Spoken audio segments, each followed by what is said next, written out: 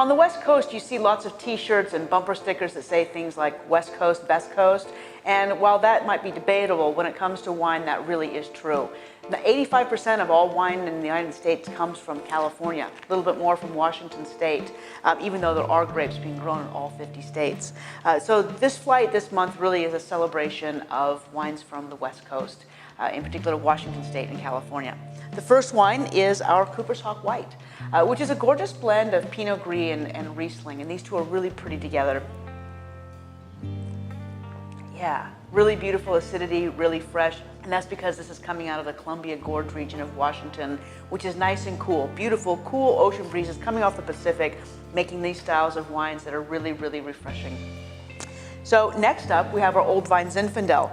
Totally different beast. This is coming out of California, out of the Lodi region, which is quite famous for a lot of Old Vine Zinfandel. And these vines are really gnarly, really brambly. It looks just like the picture on the label.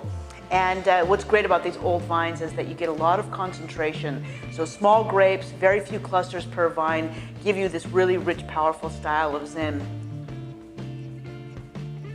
Wow. In addition, the heat in this part of California gives you a lot of really great, dark, stewed, rich flavors. I love this wine. And of course, even more, I love my own wine, Camille Brave. What I like about this wine is coming out of Sonoma, this really showcases how different California is. From inland, where you get a lot of heat, to out at the coast, where it's a lot cooler, you get much brighter styles of fruit.